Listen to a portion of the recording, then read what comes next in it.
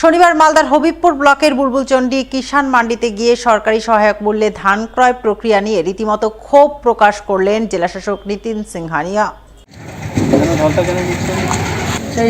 আপনাকে average quality ধরে টাকা দেয়, ঠিক আছে?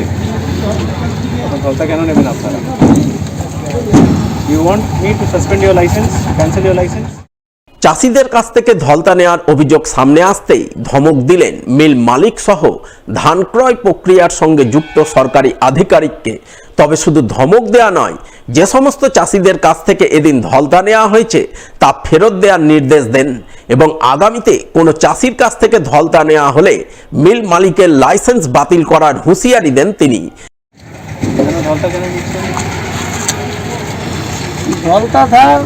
সব ধানে তো নেওয়া, যেগুলো ধান ধানে এফএকিউ নেই, মানে অনেক ফিটা পাতান আছে, সেইগুলোতে সেই হিসাবে আপনাকে অ্যাভারেজ কোয়ালিটি ধরে টাকা দেয়, ঠিক আছে? ধলতা কেন নেবেন আপনারা? You want me to suspend your licence, cancel your licence?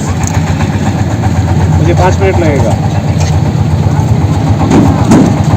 And give you last warning to you, एकदम धलता नेবেন না।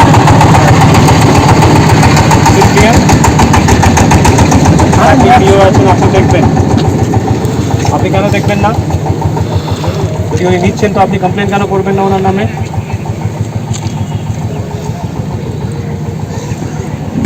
মুখ্যমন্ত্রী বলছেন জোরে জোরে সবাইকে যে একটাও কোনো গ্রামের আমার চাষি ভাইরা ধলতা দেবেন, এত কষ্ট করে তারা এই করে, কেন ধলতা নেবে? ইউ টেল মি, কেন নেবে? সরকার তো বলেনি যে ওরা বেস্ট কোয়ালিটি ধান দেবে। সরকার কি বলেছে? অ্যাভারেজ কোয়ালিটি ধান দেবে, এবং সেই অ্যাভারেজটা ধরেই আমরা যে আছে তাদেরকে হোয়াট এভার ময়েশ্চার কন্টেন্ট যত আমরা ওদের থেকে আবার নিই রাইস, সেটা ধরেই নিই। কেন ধলতা নেবে ওরা? আর देख लीजिए, मैं आज वार्निंग देके जा रहा हूँ। कल से मेरे पास एक भी कंप्लेंट आया, একজন থেকেও পাই যে ধলতা নিচ্ছে কেউ। আপনারা গ্রামের বাসীরা সবাই আছেন, কেউ ধলতা দেবেন না। আপনারা লেবাররা কাজ করবেন, তাদেরকেও বলে দেবেন। আমি কিন্তু ইমিডিয়েটলি সাসপেন্ড করবো আর আপনার লাইসেন্স ক্যান্সেল করবো।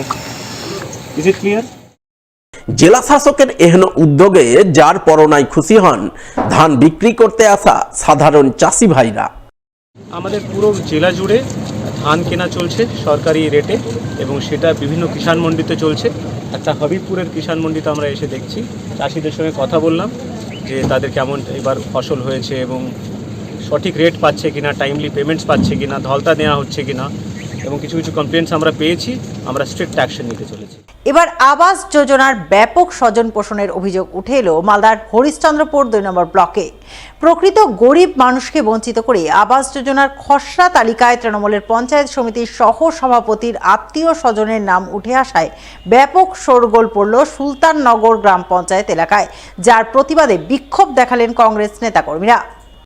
জানা গেছে হরিশ্চন্দ্রপুর 2 নম্বর পঞ্চায়েত সমিতির সহ সভাপতি রয়েছেন তৃণমূল নেতা স্বপন ঘোষ। তার বিরুদ্ধে আবাস যোজনায় স্বজন পোষণের অভিযোগ উঠেছে। নিজের প্রভাব খাটিয়ে প্রশাসনিক কর্তাদের মদতে আবাস যোজনায় নিজের শ্বশুর বৌদি সহ অন্যান্য আত্মীয় স্বজনদের নাম তোলার অভিযোগ উঠেছে। তাই খসড়া তালিকায় তৃণমূলের পঞ্চায়েত সমিতির সহ সভাপতির আত্মীয় স্বজনদের নাম দেখতে পেয়ে শনিবার ক্ষোভে ফেটে পড়েন কোরিয়ালি এলাকার কংগ্রেস নেতাকর্মীরা। তারা এদিন কোরিয়ালি এলাকায় বিক্ষোভ দেখান।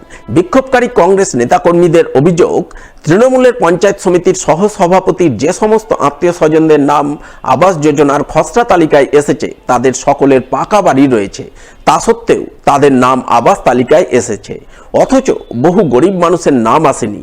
এর প্রতিবাদে তারা বিক্ষোভ দেখাচ্ছেন।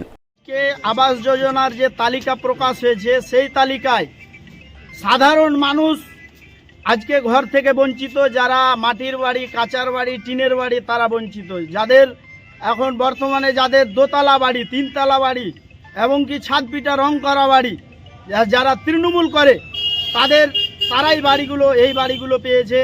তার জন্য আমরা এই বিক্ষোভে রাস্তায় নেমে বিক্ষোভ জানাচ্ছি। সাধারণ মানুষ মাটির বাড়ি থাকা সত্ত্বেও তারা ঘর থেকে বঞ্চিত।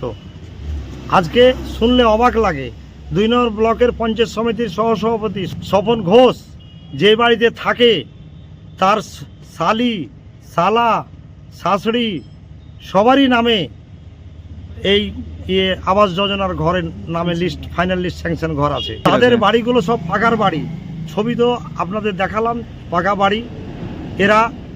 এদের জন্যই সাধারণ মানুষ বঞ্চিত হচ্ছে। তারা বাড়িগুলো পাচ্ছে, তারা আজকে ক্ষমতার বলে, তারা পার্টির ক্ষমতার বলে বিডিওকে হাত করে টাকা দিয়ে ওরা নিজেই নিয়ে নিচ্ছে, সাধারণ মানুষকে ঘর কিন্তু দিচ্ছে না। যারা বঞ্চিত হয়েছে তারা টাকা দিতে পারেনি, টাকা চেয়েছে 20,000 টাকা 15,000 টাকা করে টাকা দিতে পারেনি, তাই তারাকে বঞ্চিত করে দিয়েছে। আমরা তো ডিএম, এসডিও, বিডিও সবকে কমপ্লেন করেছি, অভিযোগ দিয়েছি যেন এদের ঘরগুলো নাম কেটে দিয়ে যারা সঠিক পাওনাদার তাদেরকে দেওয়া হোক। এই প্রসঙ্গে হরিশ্চন্দ্রপুর 2 নম্বর ব্লক যুব তৃণমূলের সভাপতি নূর আলমকে ধরা হলে তিনি বলেন, রাজনৈতিক নেতার আত্মীয় স্বজনরা ঘর পাবেন না এমন কথা কোথাও লেখা নেই। যোগ্য থাকলে নিশ্চয়ই পাবেন, আর অযোগ্য হলে প্রশাসন তদন্ত করে নাম বাদ দেবে। আমরা বারবার বলছি, কোনো রাজনৈতিক নেতা ঘর পাবেন এরকম কোনো জায়গায় লেখা নাই। যদি যোগ্যতা সরকারের যে ক্রাইটেরিয়া আছে তার যদি ফুলফিল হয়, সে সিপিএম, কংগ্রেস, বিজেপি, তৃণমূল যে কোনো রাজনৈতিক যে কোনো পদাধিকারী হতে পারে, তাহলে ঘর পাবে। এখানে রাজনৈতিক লোক থাকলে ঘর পাবেন এরকম তো কোনো জায়গায় নিয়ম লেখা নেই। যদি কোনো ভুল থাকে চূড়ান্ত তালিকা সেটা প্রশাসন বাদ দিবে। আমি প্রশাসনকে বলবো সেটা দেখে নিবে সঠিকভাবে, যাতে তদন্ত করে নেয়। এই বিষয়ে হরিশ্চন্দ্রপুর 2 নম্বর ব্লকের বিডিও তাপস পালের সঙ্গে যোগাযোগ করা হলে তিনি বলেন, অভিযোগ পেয়েছেন, সেই অভিযোগ খতিয়ে দেখছেন। কারো পাকা বাড়ি থাকলে তার নাম হোল্ড করে জেলা প্রশাসনিক কর্তাদের জানানো হবে। গরিব মানুষ বঞ্চিত হলো কেন? 2 নম্বর ব্লকের ভিডিও তুমি জবাব দাও। টিএমসির বড় পাকা বিল্ডিং এর বাড়ি পাচ্ছে কেন? ভিডিও তুমি জবাব দাও।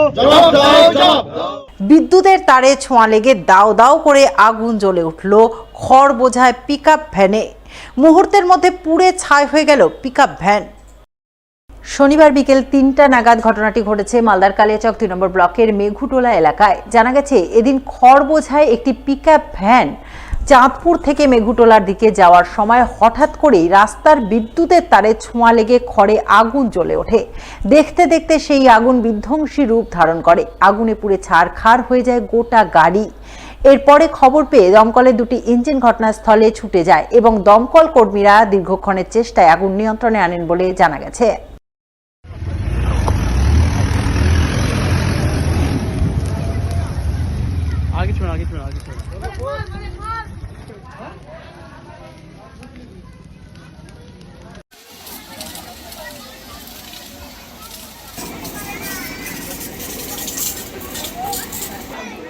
সব শেষ গাড়ি।